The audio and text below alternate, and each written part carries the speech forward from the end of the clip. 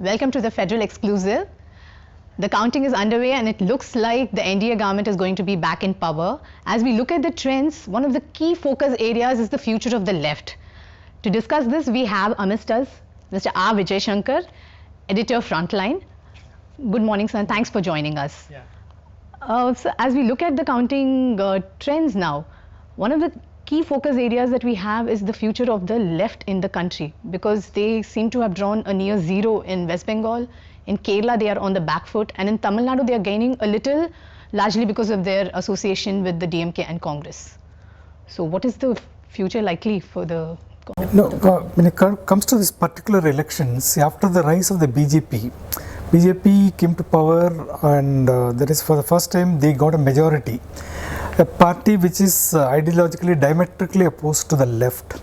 So they came to power, and whatever fears the left and other liberals had came true in the last 5 years. All the institutions, how institutions were undermined, how the BJP undermined institutions, and how they try to ride roughshod over cultural differences, cultural diversities, and the minorities, attack on the minorities, various, and Dalit situation. So generally, there was a lot of whatever the left and liberals in this country feared came true in this period.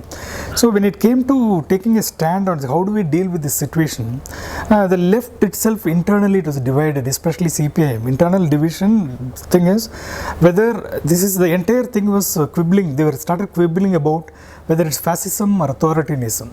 And fascism, the people who denied the theory of fascism were looking at a classical model of fascism, but Indian variation is slightly different, because the India in itself is as a society is very different from the Western society, where caste is a major factor, religion is a major factor, so fascism comes in a different form. So this difference itself created a lot of discussion inside. The lines were drawn and people were divided on this.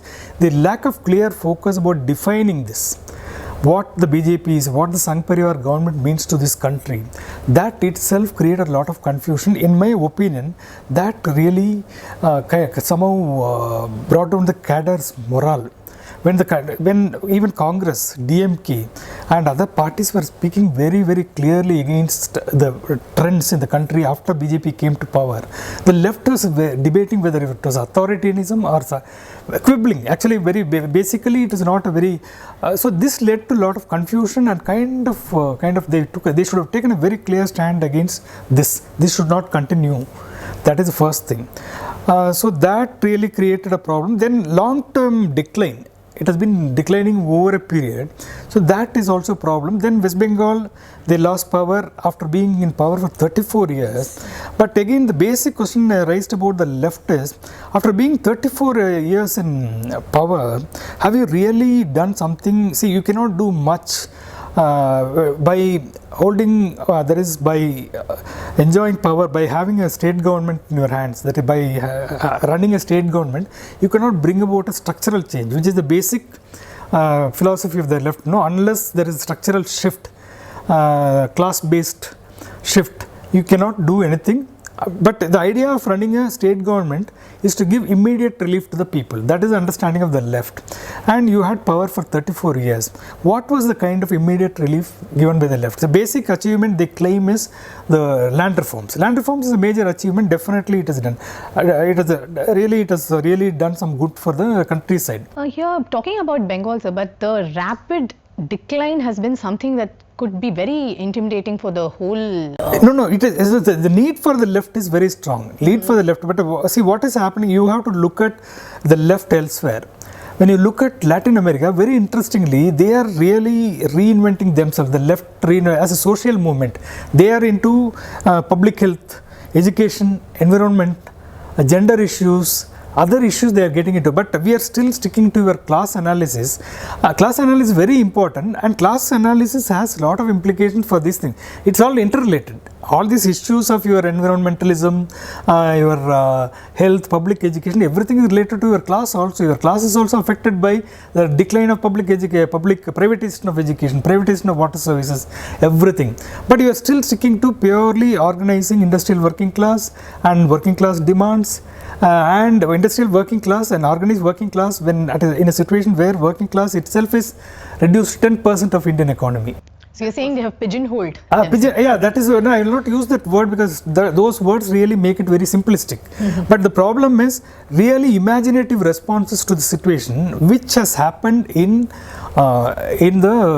Latin America especially, is very important for the left. That is very, reinventing itself is very important. They hate the word, some people hate the word reinvention. Reinvention, we don't mean, see, Marx said that, so philosophers so far have interpreted the world. The challenge is to change it. Now Marx's interpretation came 150 or 200 years ago.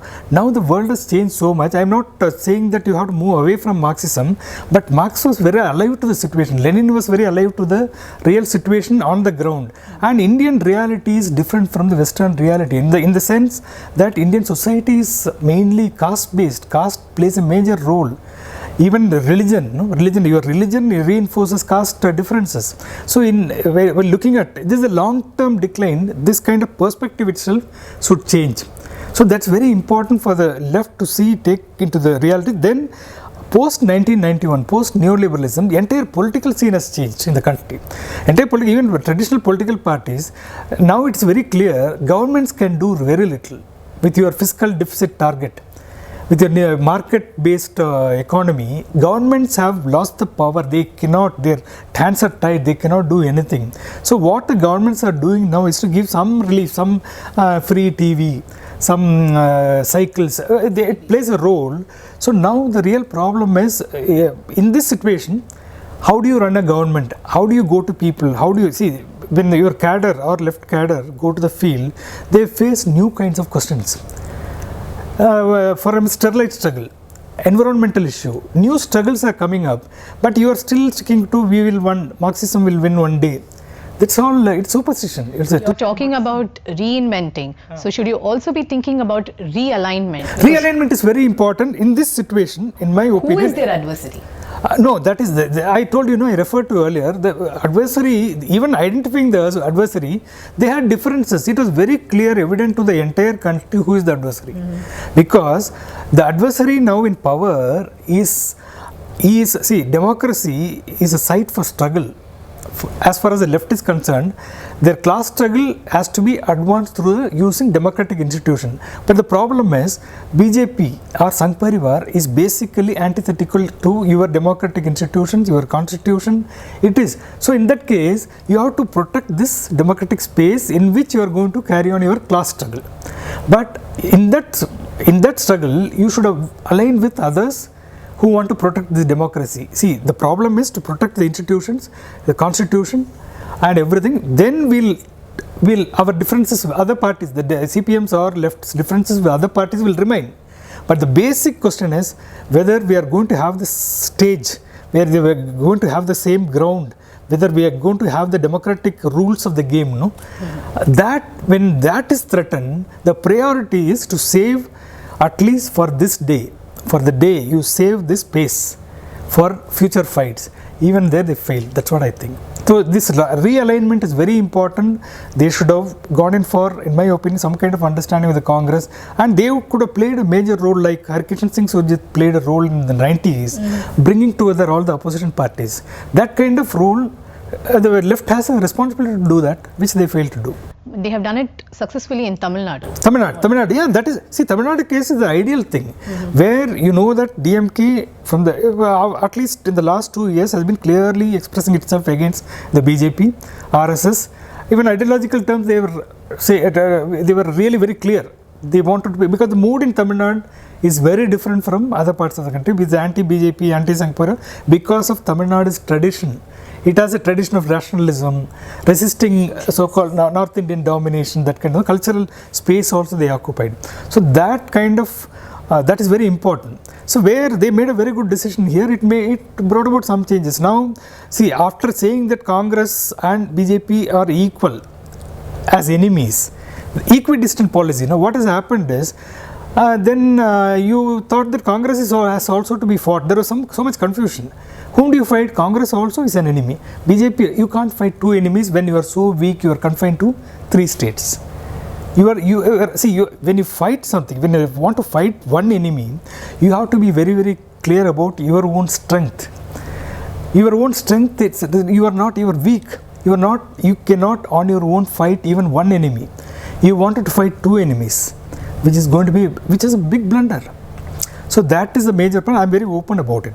So this kind of realignment could have helped in checking certain things. Now my point is, if Congress and left had come together, and Congress also should have been more accommodative about alliance building, things would have been definitely much better.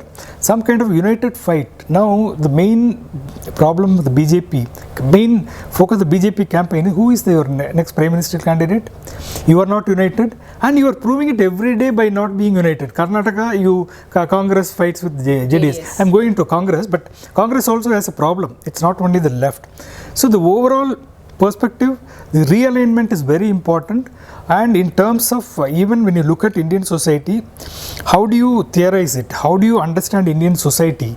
How do you critique this society? Critiquing your immediate situation only will lead to a right kind of strategy. That critique, if you go wrong, your strategy will go wrong. In Indian conditions, you should have taken into account caste factor and theorizing. I am not saying caste and class struggle is bad. It's bad. It's not a bad idea. But in India, class means something else. Caste is also there. So as you say, it's the elections has left a lot for the left to rethink. Definitely, and definitely they have a historic duty, because they have the theoretically they can interpret. They have the theoretical knowledge. There is a tradition is very rich. Even now, Marxism is relevant. It's again. So that with that, they could have reinterpreted the whole thing in a better way. They are in a much better position, and as political cadre, left cadre are slightly different from others, because these people are willing to do anything, sacrifice. You have a very good that kind of organization. You have that advantage organizationally and theoretically. You have everything going for you in Indian condition exactly, but the left is not doing it. It's a big struggle. It's going to be a big struggle, because the attack is going to be on the left first. That's what I feel. There are a lot of lessons to be learned. Yes. Thank you so much for sharing your ideas and thoughts with us. Thanks for watching Federal Exclusive.